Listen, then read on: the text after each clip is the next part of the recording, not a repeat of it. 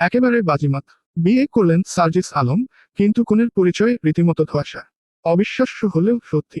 বৈষম্য বিরোধী ছাত্র আন্দোলনের অন্যতম সমন্বয়ক এবং জাতীয় নাগরিক কমিটির মুখ্য সংগঠক সার্জিস আলম গাছড়া বেঁধেছেন।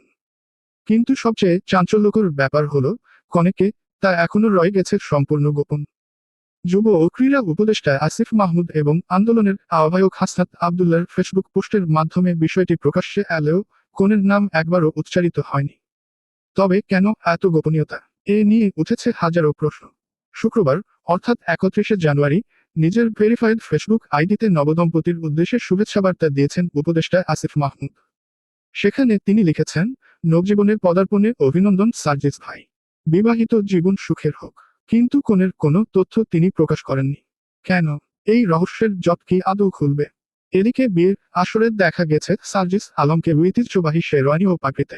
তার দুই পাশে ছিলেন উপদেষ্টা মাহফুজ আলম, তথ্য উপদেষ্টা নাহিদ ইসলাম, যুব ও ক্রীড়া উপদেষ্টা আসিফ মাহমুদ এবং আন্দোলনের আহ্বায়ক হাসনাত আবদুল্লাহ। তাদের মুখেও কনের প্রসঙ্গে নীরবতা। আরও চমকপ্রদ তথ্য হল, হাসনাত আবদুল্লাহ নিজেও কিছু মাস আগে, অর্থাৎ গত বছরের অক্টোবর মাসের 11 তারিখ, বিয়ে করেছিলেন। তাহলে কি আন্দোলনের শীর্ষ নেতাদের জীবনে নতুন মোড় এসেছে? নাকি এর পেছনে রয়েছে অন্য কোনো বড় চমক? এদিকে সার্জিস আলমের ব্যক্তিগত জীবন নিয়েও তৈরি হয়েছে নতুন কৌতূহল। তিনি ঢাকার বিএএফ শাহীন কলেজ থেকে উচ্চ মাধ্যমিক এবং ঢাকা বিশ্ববিদ্যালয়ের প্রাণিবিদ্যা বিভাগ থেকে অনার্স ও মাস্টার্স সম্পন্ন করেছেন।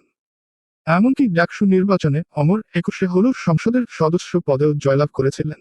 শুধু তাই নয়, গত বছরের জুলাই মাসের অভ্যুত্থানের অন্যতম নেতা ছিলেন তিনি।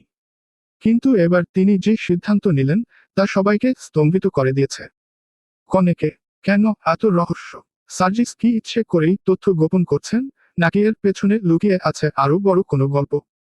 উত্তরের অপেক্ষায় গোটা দেশ।